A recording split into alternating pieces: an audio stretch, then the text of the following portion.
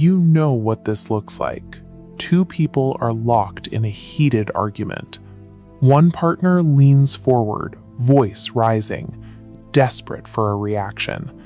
The other partner sits completely frozen, staring blankly, retreating further into themselves with every passing second. That laundry list of complaints about dishes or bank statements is actually the surface noise of a collision between two deeply wired psychological blueprints. In the mid-20th century, psychoanalyst John Bowlby proposed that human attachment is a biological survival drive. Bowlby argued that crying and clinging evolved to maintain proximity to a protector, turning the infant's helplessness into a primary survival strategy. When a modern couple argues, the stakes feel incredibly high because they are tapping into these ancient circuits. How we behave in our most intimate adult relationships is dictated by the survival mechanisms we developed in infancy. Developmental psychologist Mary Ainsworth built on Bowlby's work by categorizing exactly how these early survival strategies vary. She created this strange situation, an observational experiment that classified infant bonding through a series of brief, mild stress tests involving separation and reunion. The most common response she documented is known as secure attachment. These infants use their caregiver as a reliable home base. They explore a new room comfortably because they trust their needs will be met if they reach out for support. But depending on the caregiver's consistency, infants develop insecure strategies to cope. Avoidant infants learn to suppress their emotional signaling to prevent rejection, appearing calm on the outside while their stress hormones peak. Conversely, anxious or ambivalent infants maximize their distress, becoming hypervigilant and expressive in hopes of capturing an unpredictable caregiver's attention. This chart maps adult attachment across anxiety and avoidance. Hazan and Shaver proved infant blueprints carry into adult romance. Highlighting the extremes clarifies our opening argument. An anxious partner escalates conflict to force connection, colliding with an avoidant partner who withdraws to protect themselves. Our history of attachment creates a specific template for conflict. These underlying internal working models dictate exactly how we behave the moment we feel a vital connection is threatened.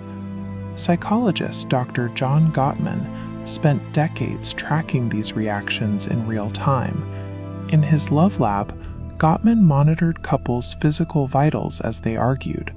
By analyzing this data, he found he could predict whether a marriage would end in divorce with over 90. That almost inevitably triggers the second style, defensiveness, an escalating counterattack that shifts blame and refuses responsibility. The third behavior is contempt. Characterized by sneering, sarcasm, and name-calling, contempt communicates a deep lack of respect. According to Gottman's data, the presence of contempt is the single biggest predictor of divorce, eroding the emotional bond between partners entirely. Finally, there is stonewalling. This is the complete physical and emotional withdrawal from an interaction, seen in partners turning away and falling silent. This animated diagram illustrates the biology of a stonewaller. At this threshold, where the heart rate spikes past 100 beats per minute, high-intensity stress hormones overwhelm the body's ability to process information.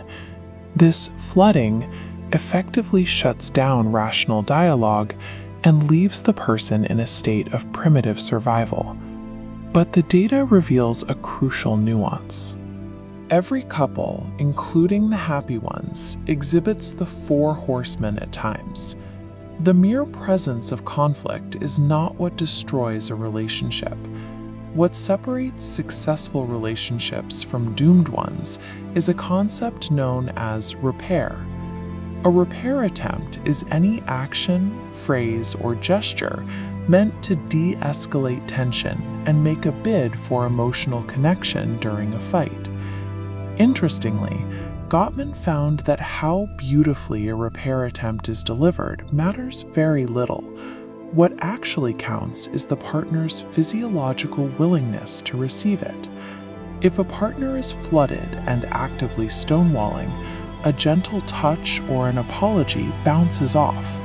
The biological system is locked in threat mode, completely incapable of processing the olive branch. This failure accelerates when a couple falls into negative sentiment override. In this state, a history of toxic exchanges causes partners to filter every interaction through a lens of hostility, interpreting even neutral or positive bids as deliberate attacks. Conversely, a successful repair attempt works because it lands on a foundation of fondness and admiration. These couples maintain updated love maps, a deep, active understanding of their partner's inner world, which allows the brain to recognize the person across the room as a safe harbor rather than an enemy. Ultimately, successful repair attempts are the only mechanism capable of lowering that heart rate and de-escalating the biological threat response triggered during a fight. To understand why a relationship thrives or fails, you have to look at the intersection of three forces. First, our inherent attachment style shapes exactly what we need from a partner to feel safe in the world. Second, the Four Horsemen dictate how those needs destructively manifest when our safety feels threatened. Third, repair is the conscious, practiced skill that determines if the bond can survive the friction of those colliding blueprints. Fortunately, these patterns are not permanent. Insecure attachment styles can be shifted into an earned, secure state through consistent, healthy interactions. The harsh reflexes of criticism and contempt can be recognized and consciously overwritten. By understanding the psychology behind our most volatile moments, we can stop treating our partners as adversaries to defeat and start treating them as allies in our shared emotional survival.